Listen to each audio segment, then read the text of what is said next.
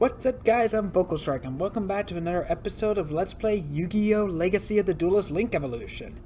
Last time we fought as Jaden and used the Cyber Darks in Tough Love, as well as free Alexis from Sartorius' Mind Control and Heart of Ice.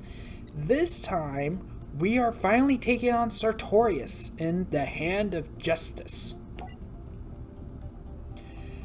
Aster Phoenix soon learned who the Destiny card had corrupted. It was Sartorius. Now knowing the truth, Aster confronted Sartorius, who was controlled by the Light of Destruction. In order to truly free Sartorius from the Light of Destruction, I have to defeat him right here and now. How noble. Game on! Aster lost to this duel against Sartorius. It was up to Jaden to defeat Sartorius and save him from the Light of Destruction. Aster, are you alright? Jaden. That's not Sartorius. It's not? No. His body's been taken over by some power-hungry alien, and only you can stop it. Please stop him. It's too late for me. You foolish human. I have traveled through space to purify your plan with the power of light. Destruction is creation. No. We're gonna do things my way, bro. Get your game on. Sartorius uses the Arcana archetype. And the Arcana archetype is a series of cards based around the tarot cards. So, like, its monsters are, of course, like, you know, the Joker, the Emperor, Death, etc., etc. So, you could also, if you can get the entire lineup, you could actually use them, assuming you have card sleeves that are like either blanks or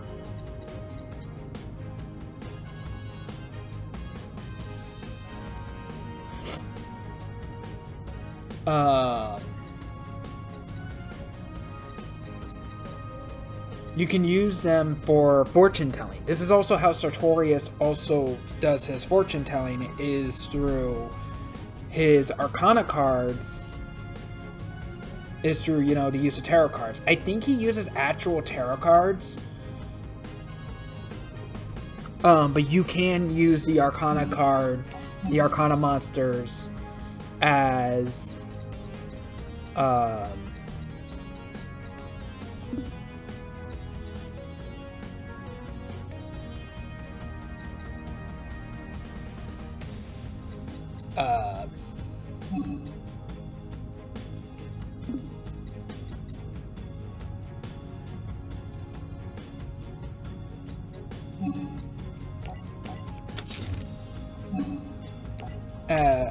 actual tarot cards. But what they actually do in a duel is that they are very luck based.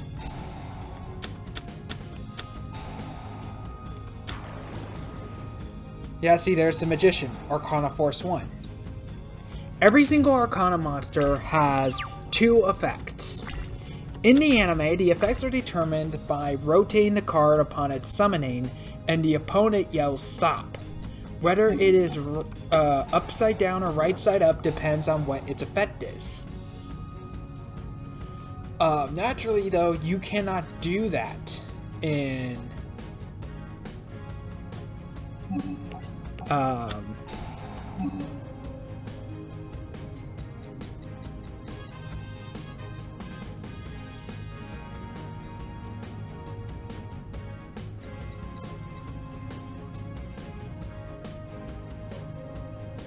naturally, of course, you can't do that in the official card game. So what they did instead is that they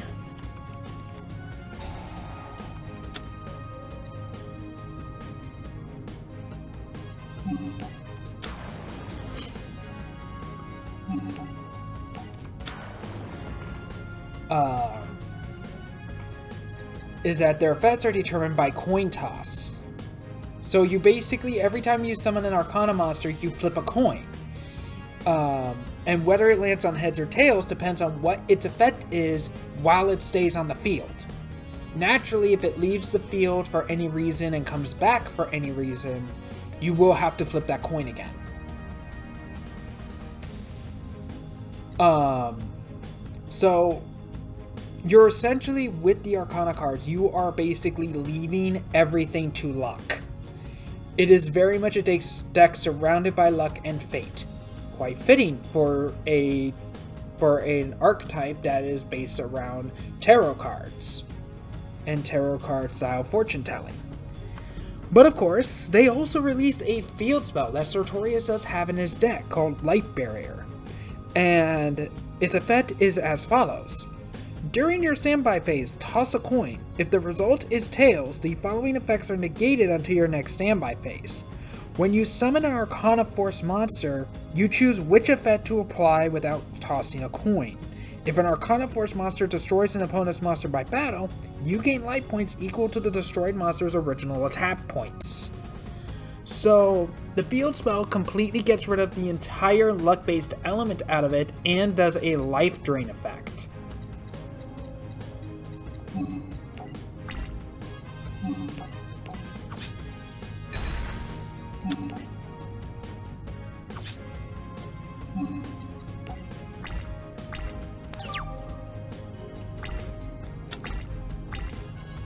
So that is something to look out for. And his ace monster does have a summoning animation.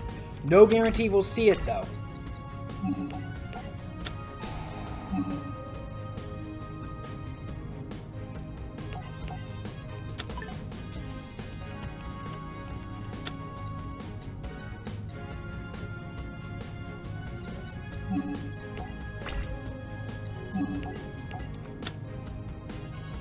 Marshmallow. I can't destroy that, since Marshmallow cannot be destroyed by battle. It can be destroyed by card effect, but not by battle. Arcana Force 4, the Emperor. Okay, tail. Oh wait, no, that's heads. Right, I gotta remember that the Kariban side is the heads, the eye side is the tails. All Arcana Force monsters you control gain 500 attack points.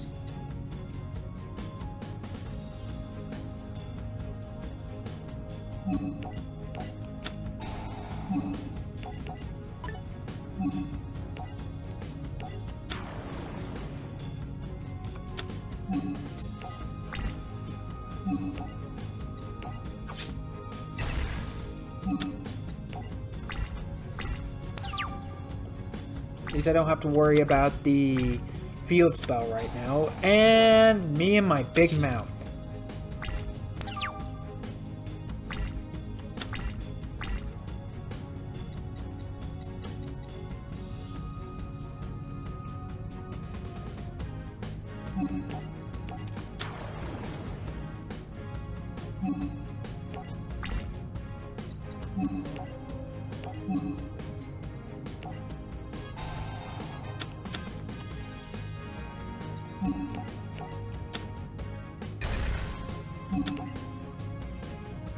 Okay, this is actually going fairly well.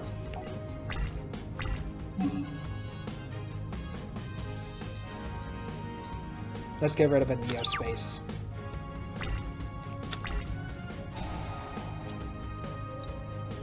Result is tails.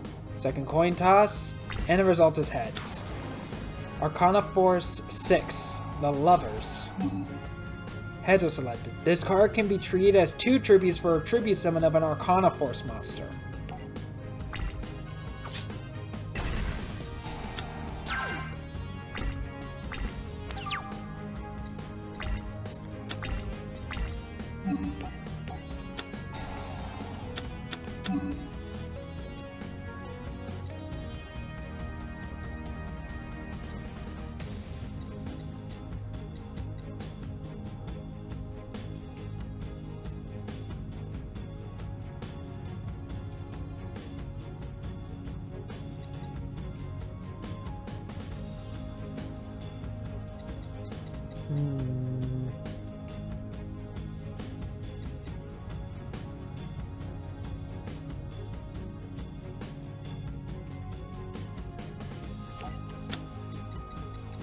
And Avion.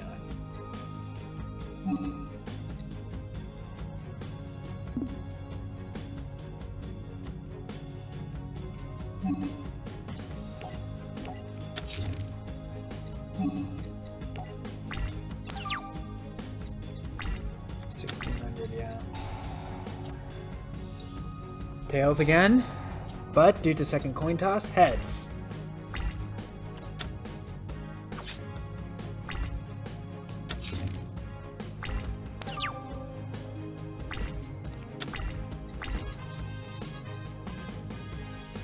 Spell or trap cards equal to the number of elemental heroes you control.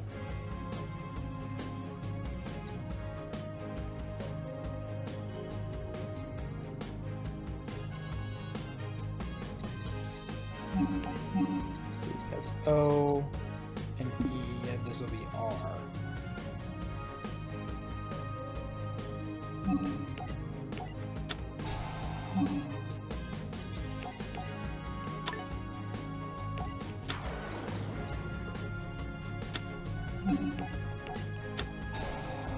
Now I can destroy 3 cards.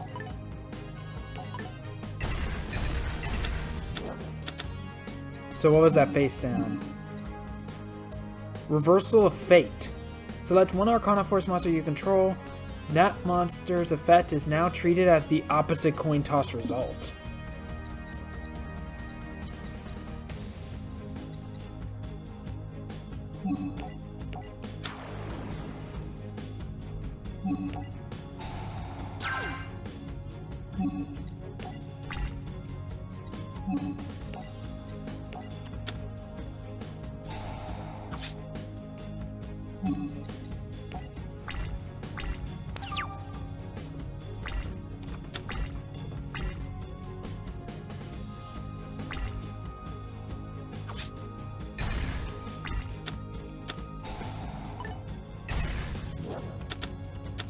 Well, there goes Skyscraper.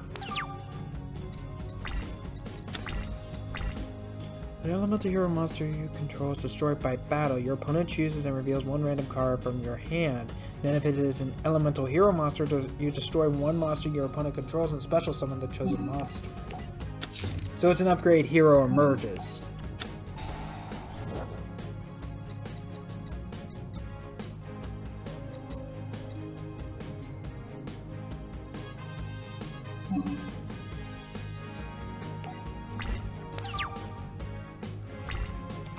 I don't really want to lose Sparkman. Cup of Ace. He draws 2 cards. Tails. You cannot tribute summon Arcana Force monsters.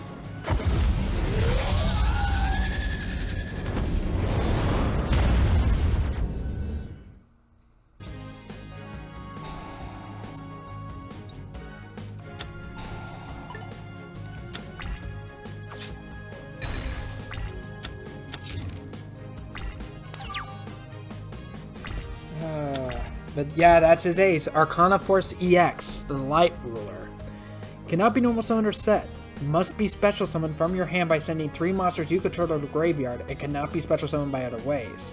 When this card is special summoned, toss a coin and gain the appropriate effect. Heads, which was not what happened. When this card destroys an opponent's monster by battle and sends it to the graveyard, you can target 1 monster in your graveyard and add that target to your hand. But Tails was the result, so this is its current effect while on the field. During either player's turn, when a spell or trap card or monster effect that targets this card is activated, this card loses exactly 1,000 attack points, and you negate the activation, and if you do, destroy it. It doesn't say that the points come back at the end of the turn, though.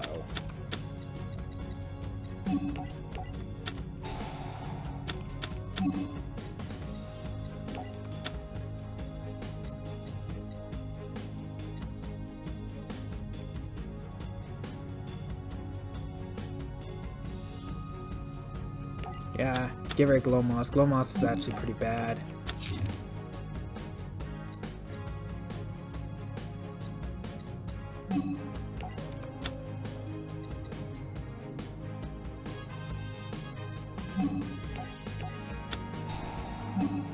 I do have an idea to get rid of that monster, though.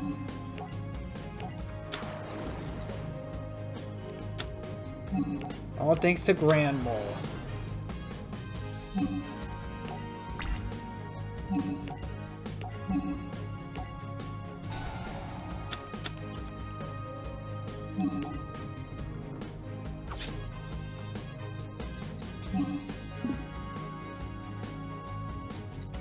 Wait, can I only attack?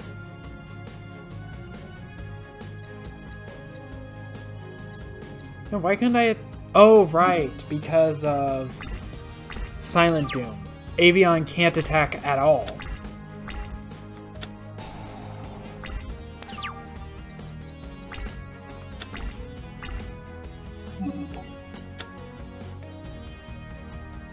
I do not have a Neos Fusion monster.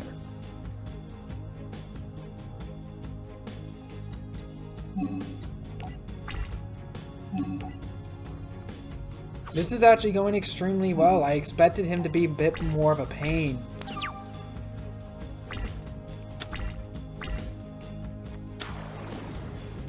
The Emperor.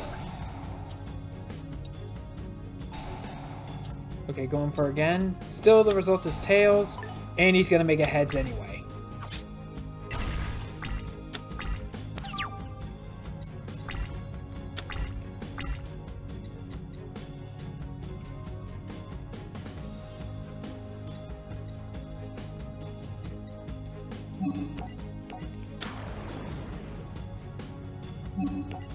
Might as well do something. Let's get rid of Neospace. Oh, he has 2 of these light rulers.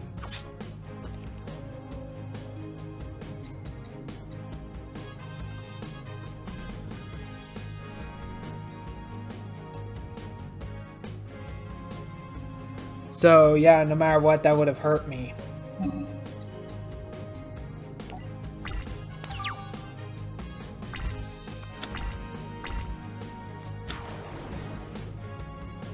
Creation Venus.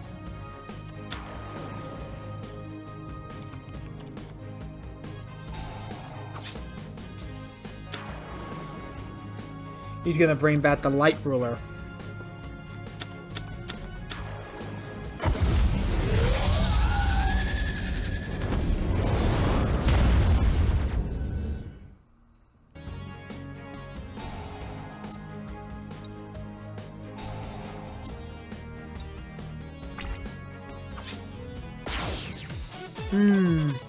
It was going so well.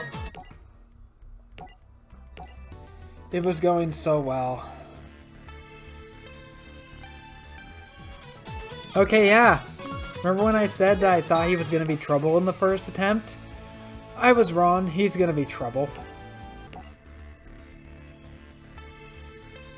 Or rather,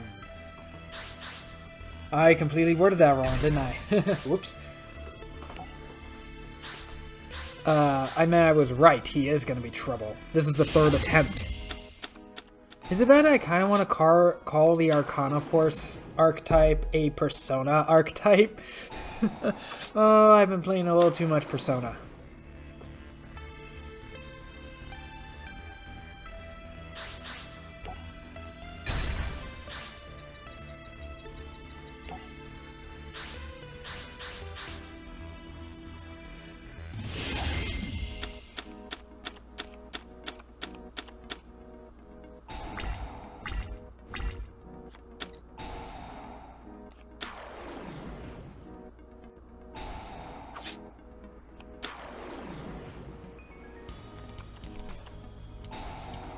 Oh, please don't.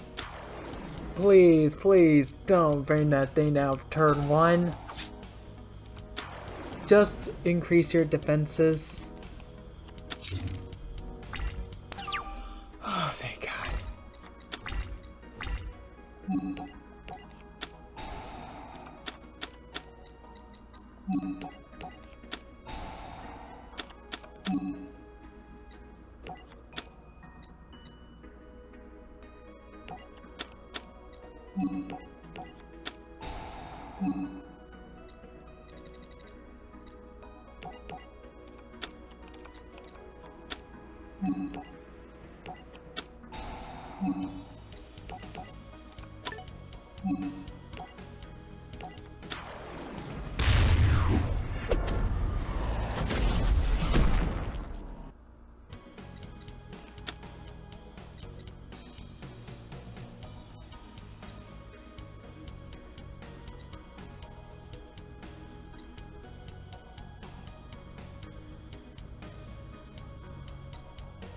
And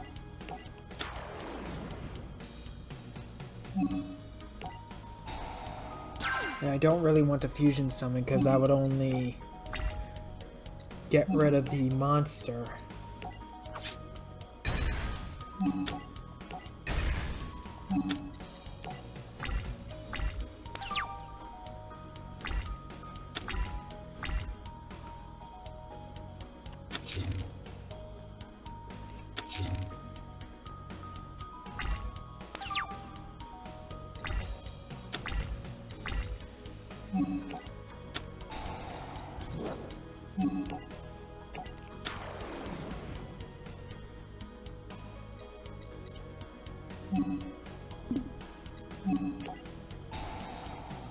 I'll gain another 500 life points, because why not?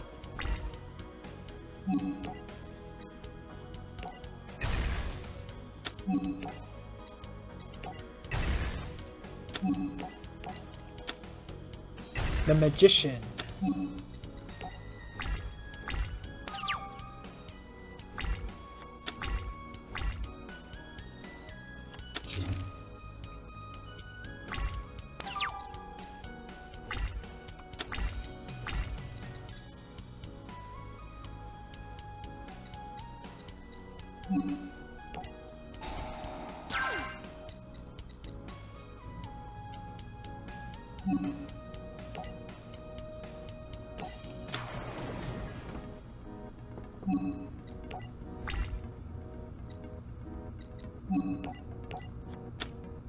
The Emperor.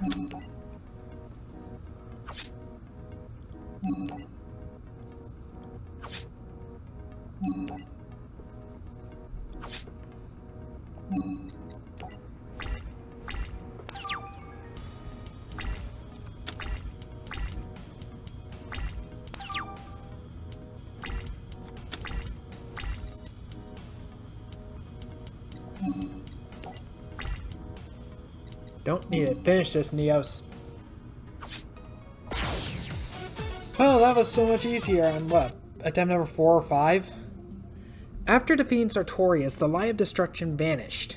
Sartorius was finally freed from its influence. Forgive me. It's my fault that things went this far. Hey, no worries. If it wasn't you, it would have been someone else, right? Besides, it all worked out in the end. Yes, thanks to you. Sartorius still looks creepy, but he's no longer evil. Future changes. Oh, I forgot about Blair! With the crisis averted, everything was back to normal so that the GX tournament could continue. The final round had Chaz facing the young and mysterious newcomer Blair. Chancellor, the tournament has a winner. What? Chaz defeated every member of the Society of Light. It's good to be the Chaz. Well, if there's no one else left, then our winner is... Hold that thought. He hasn't beaten me. Then it looks like this tournament is still on. What's the prize for first place? I'll grant the winner anything they desire. Within reason, of course. Deal. When I win, I want the white dorm torn down and the good old blue dorm brought back. Done. What about you? If I win, I get into the Slifer Red dorm. Slifer Red? The winner deserves to be an Obelisk Blue. But hey, who am I to stand in your way? Hey, wait. I know you. You're that grade school kid. You know her? She tried to sneak in last year. She was obsessed with Zane, but I think she now has a thing for Jaden. The name's Blair, and don't you forget it. Well, you're not gonna forget that you're about to get chazzed. Blair first appeared in season 1, and she was in like elementary school. But she's also a really, really good duelist. At that time, she tried to sneak into the Obelisk Blue boys dorm.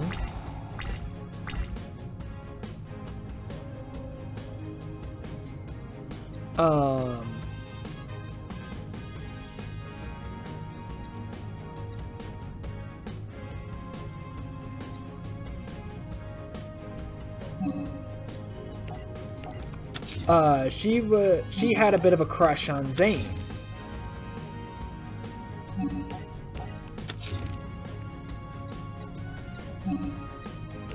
So she tried to sneak into the boys' dorm, and Jaden started confronting her. The deck she was using was a love-themed deck.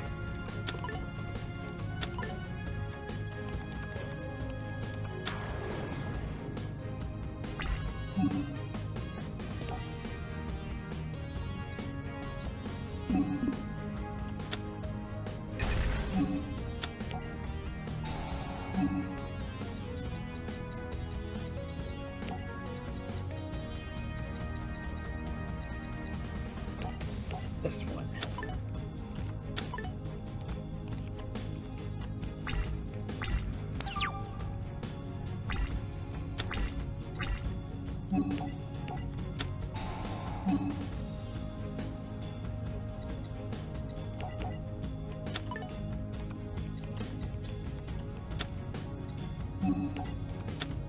Oh, I had a bit of a play there to bring out one of my stronger monsters.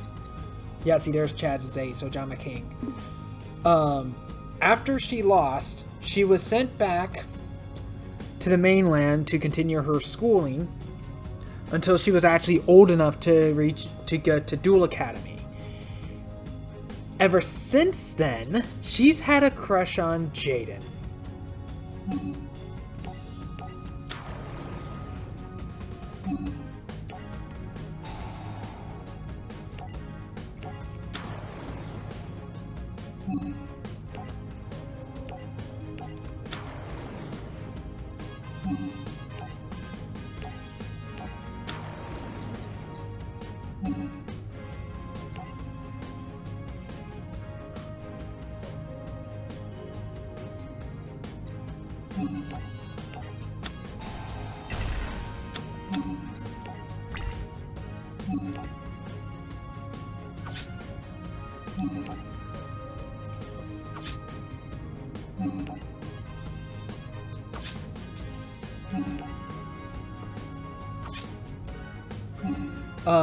And while we're talking about Season 1, there was one other duelist I totally forgot. Actually, two that I totally forgot to talk about, and I just remembered now. One was against a duelist who went missing several years ago. And he was out in the forest training all those years. Training how to draw. So when he dueled Jaden, he had a deck centered around drawing the cards he needed.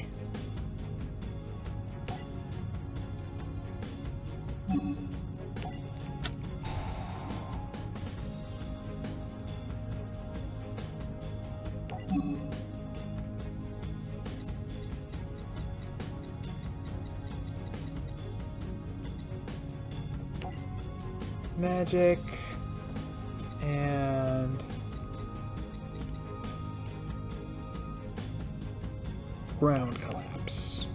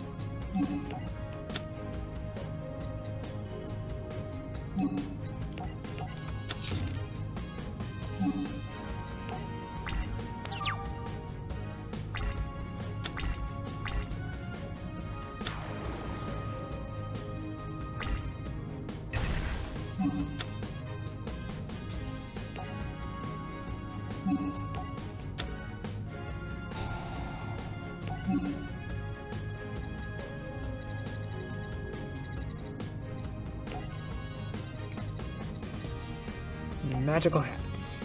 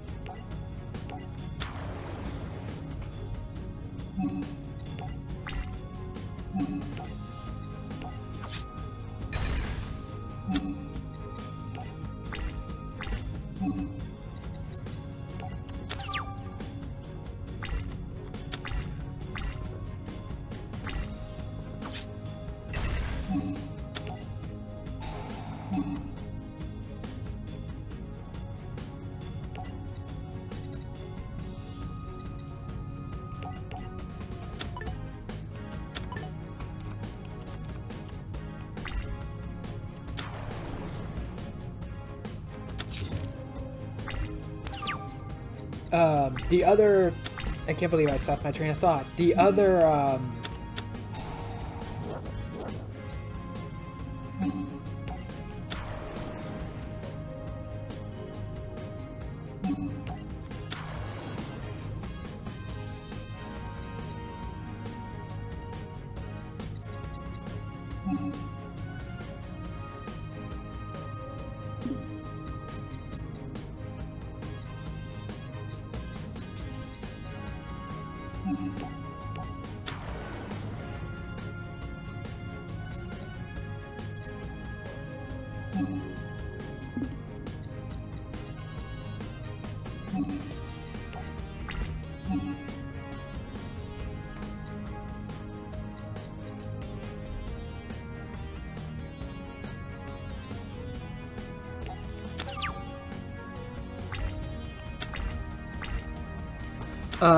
the other duelist was someone going around, defeating obelisk blues and taking their cards.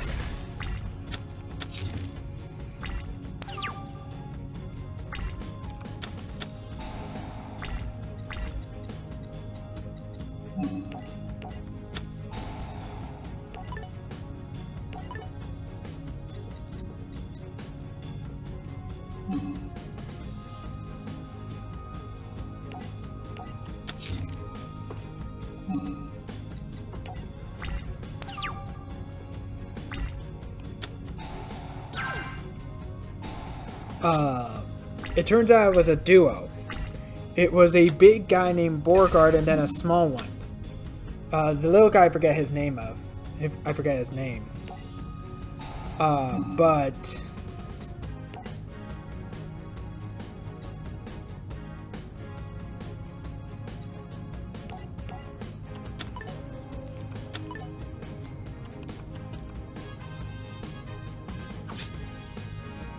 yeah, I did some mistakes in that duel. I deserve that loss.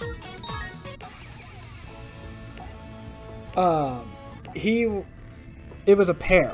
Beauregard was totally harmless. He couldn't really duel to save his life, and he was still in raw yellow. He wanted to be a card designer, a game maker. Whereas the little guy, on the other hand, was very skilled at dueling. But the problem is that he has stage fright. He doesn't like people watching him. He gets nervous and starts making mistakes as a result.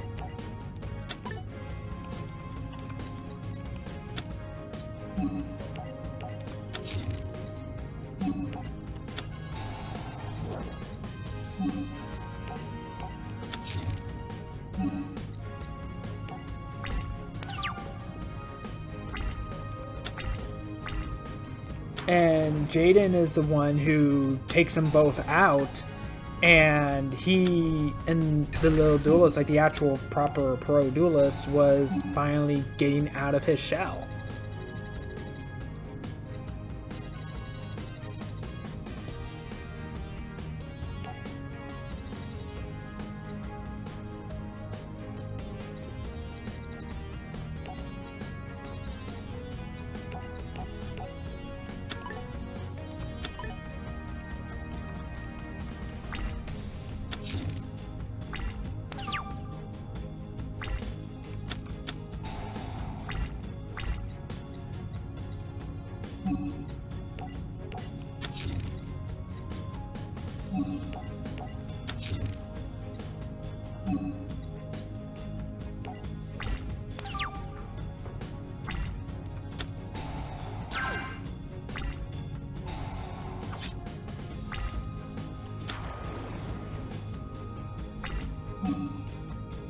Okay.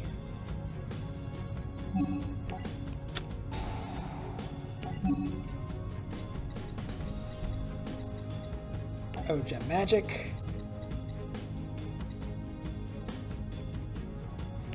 And instant fusion. I don't really need it.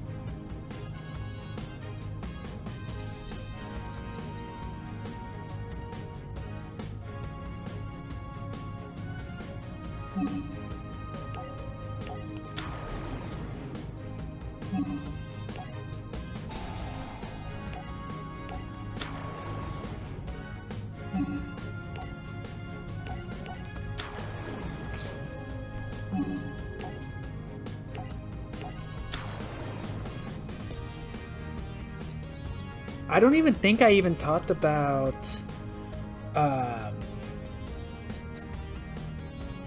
Chaz's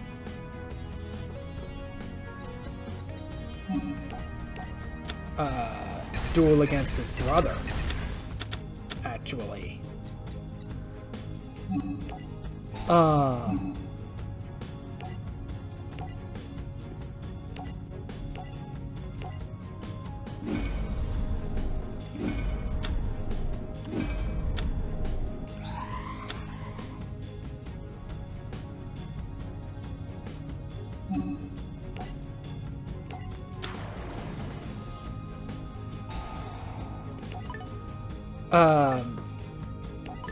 Chaz is the youngest of 3 brothers.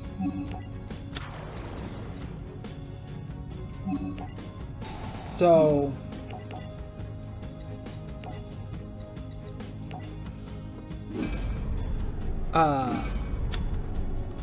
and they wanted to, you know, take over the world. Now, they're not really a threat. They don't become, like, you know, real major big bads or anything.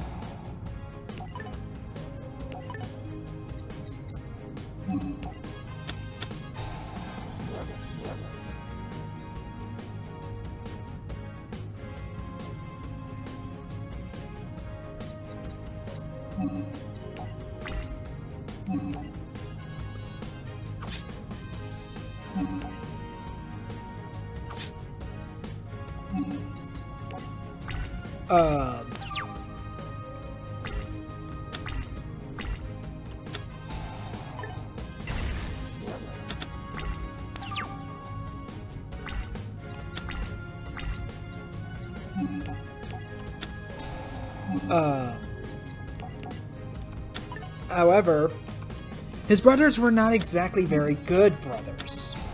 They were very, very bad brothers. So, and they wanted to take down Duel Academy. And this was just after the duel between North Academy and Duel Academy. I lost. Why do I always seem to end up behind? Lesson 1. Winning or losing doesn't matter as long as you have fun. That's some free upperclassmen advice. That was so deep, so wise. Wasn't it Jaden who taught you that? Plagiarist! Jaden? Of course. He's the dreamiest. The winner of the first GX tournament is Chaz Princeton.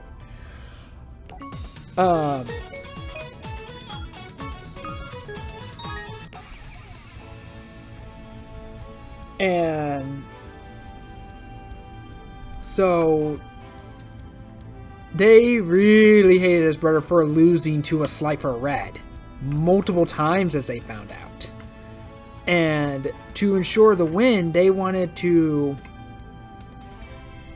give Chaz an advantage by using all these super powerful rare cards that Chaz decided not to take because of his pride as a duelist. He wanted to win on his own. And being the terrible brothers that they were, they even outright said, "Since when could you do anything on your own?"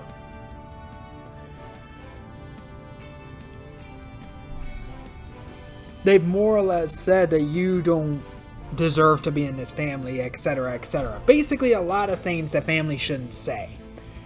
And what resulted in that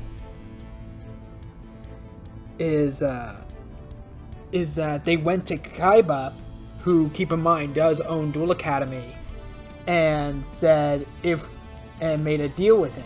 If they win in a duel against anyone of their choice, they get to do whatever, they get ownership of Duel Academy. Which means they are free to do whatever they want. And the rulings were is that the opponent could not use any monsters with I think like over either 1,000 or 1,500 attack points. Whereas the brothers can use all the super strong rare cards that they want of any power level. And Kaiba agreed with no hesitation, and they decided to let, and their opponent was Chaz, who they thought that since because they saw him as weak, he'd be easy prey. Which is also how he got the Ojama Black and Ojama Green. He finds a well of cards full of very weak dual spirits that were all disowned by duelists because that they were weak and they were seen as useless, so they were all disowned and thrown into the well, never to be seen again. Chaz grabs all of them and makes a deck around them and wins. He doesn't really use a deck full of weaklings all that much anymore. The only weakest cards he ever has is the Ojamas. And this is going to be the final duel of the episode, a Jewel of a Duel. Jaden began his 3rd year at Duel Academy. This is the beginning of Season 3, I believe. And Chancellor Shepard brought in the top duelists from other duel academies located around the world. Chancellor Shepard called the entire student body together to introduce the new transfer students.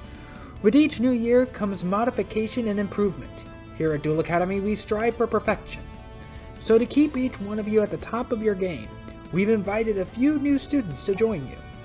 In fact, they represent the top students from each of our 4 Duel Academy worldwide branches. Visiting us all the way from East Academy, Adrian Gekka. And hailing from West Academy, please welcome Axel Brody. Hi mates. Next, joining us from our branch in the south, it's Jim Crocodile Cook. And last, leading the pack at North Academy, it's Jesse Anderson. I'd also like you to meet our visiting professor from West Academy. Say hello to Professor Thelonious Viper. It's an honor. For those of you who have heard my methods are strict, you're right. However, I've always felt there is a method to my madness.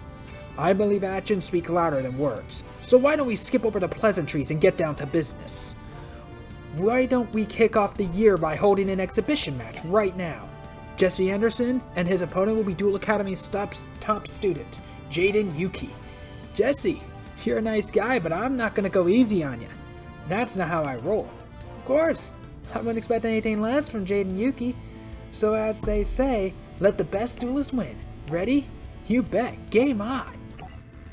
Jesse Anderson and Jesse and Jaden actually do quickly become very fast friends. As a matter of fact, Jesse in a lot of ways is very much like Jaden. He duels with his heart, he duels for fun, he sees duel spirits, and he has one-of-a-kind cards that you just can't get anywhere else. Jesse Anderson holds the Crystal Beast archetype, but he doesn't have Rainbow Dragon yet.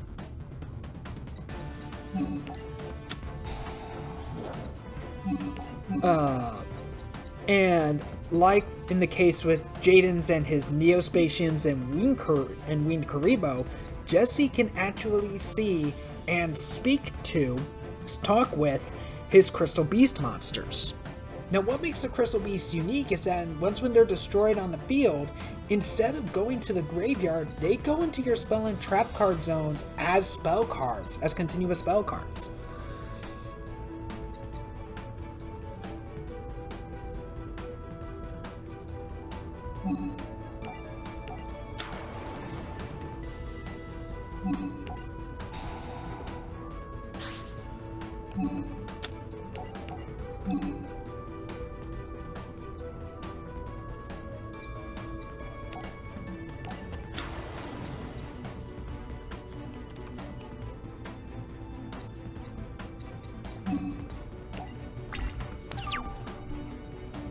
Hopefully he'll play some spell and trap cards. Yep, there's one of his Crystal Beasts, the Topaz Tiger. And there is his field spell. The Crystal Beasts were all created by Maximilian Pegasus, and there are only one of each kind in the world. However, these Crystal Beast cards were very, very fickle. Instead of choosing one,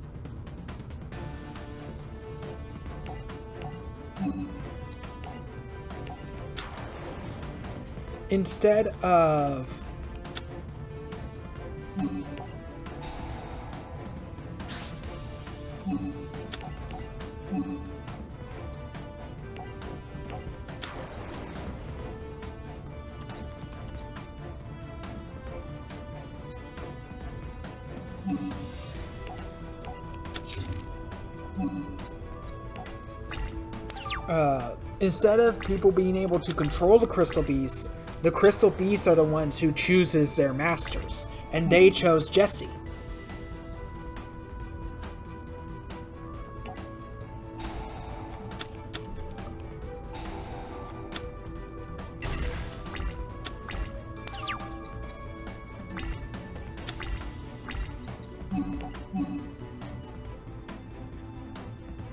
Okay, cards you control.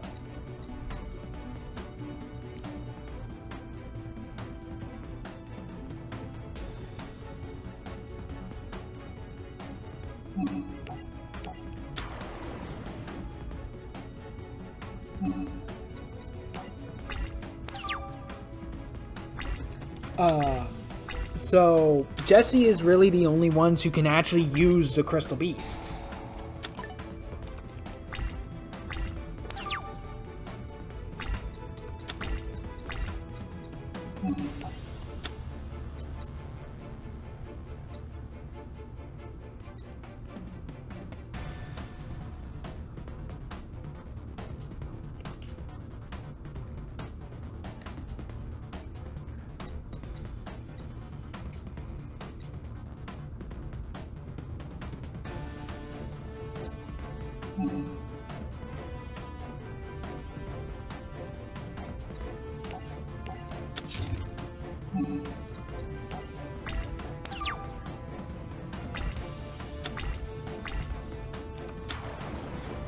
But there is actually one other crystal beast that has not yet been discovered at this point, and that is the rainbow dragon.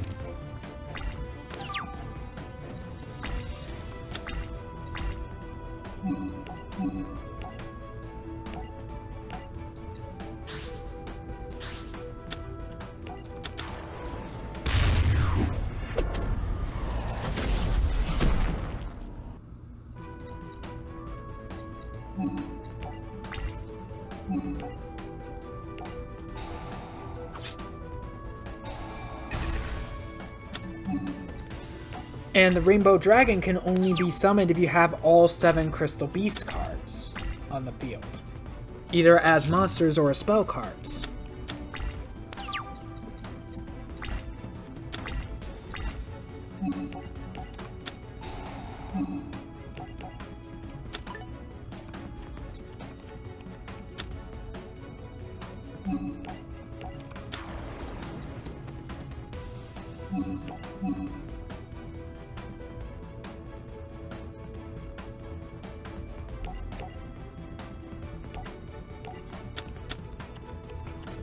And naturally, Elemental Hero Flare Neos can actually turn Jesse's entire deck structure against him.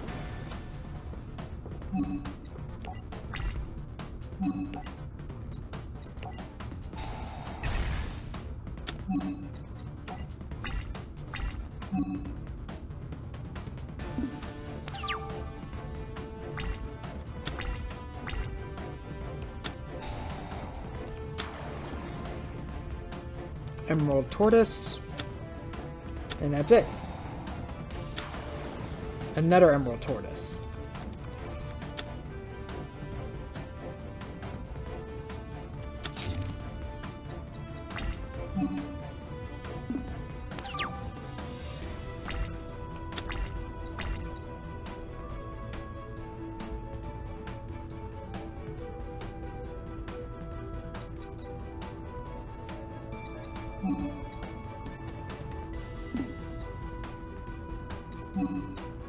I don't really need to up its power.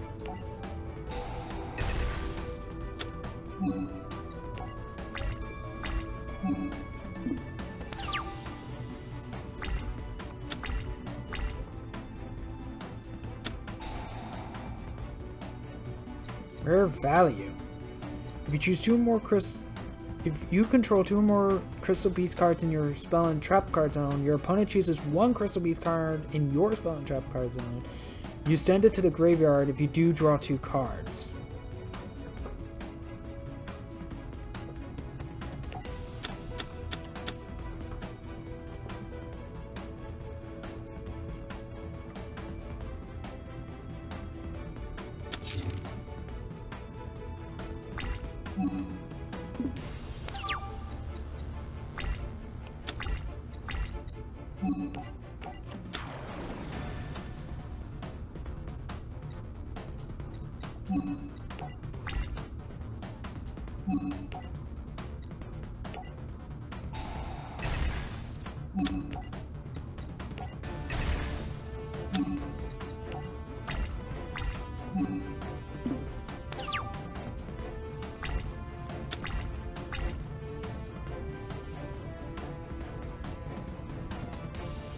Okay, Jesse, what are you gonna do?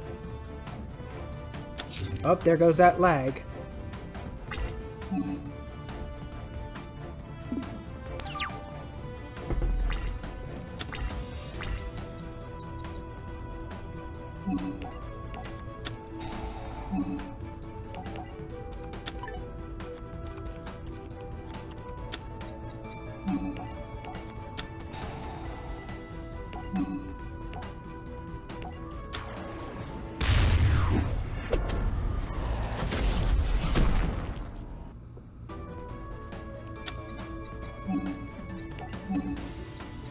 Let's bring in some variety, because why not?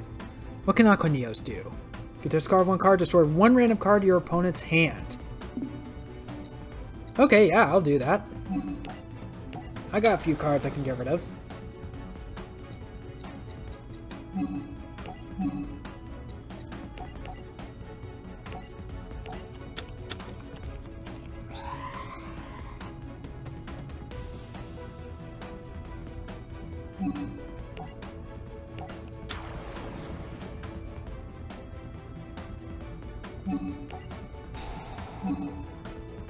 Let's get rid of this Neo space.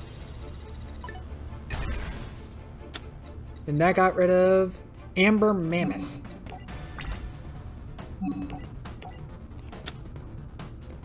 Ruby Carbuncle. Ruby Carbuncle. Amethyst Cat. He's not putting them in the Spell and Trap card zones anymore. Probably realizes that, oh, Flare Scarab and Flare Neos are getting stronger every time I do that, so I better not.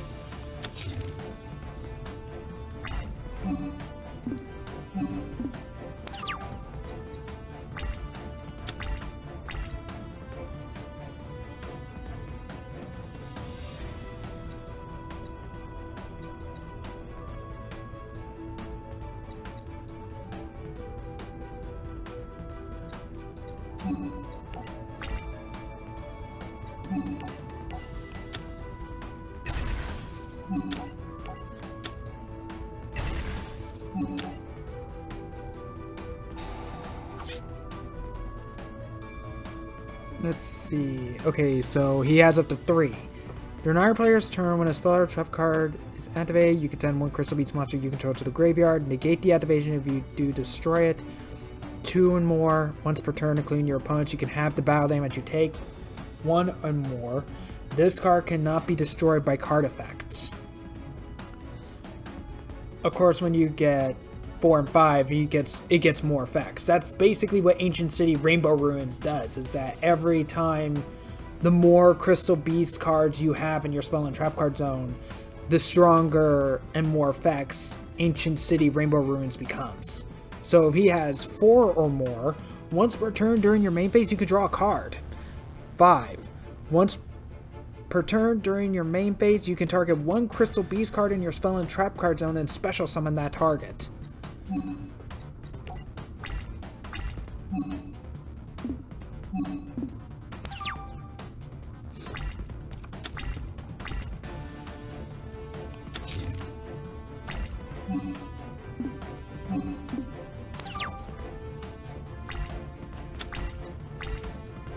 Chrysalis Pantail.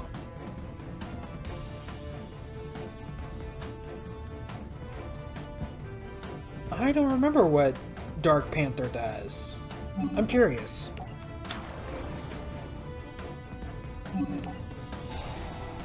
Besides, I can afford to fool around if I want. I'm winning. Once per turn, you can target one face-up monster your opponent controls until the end phase this card's name becomes that monster's original name. Also replace the effect of that monster's original effects, if any.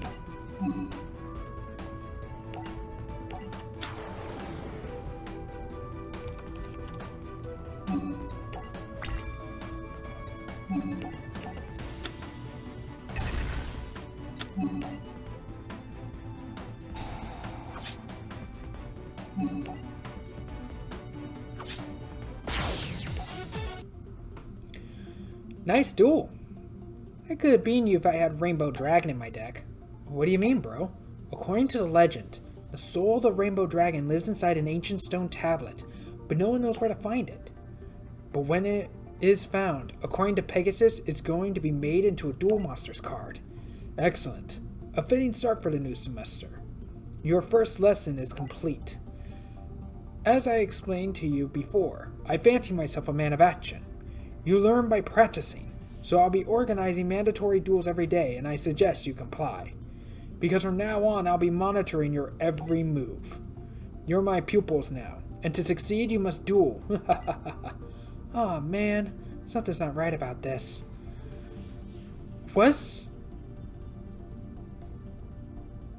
Yeah, actually, I think Cyrus was Obelisk Blue rank at this point.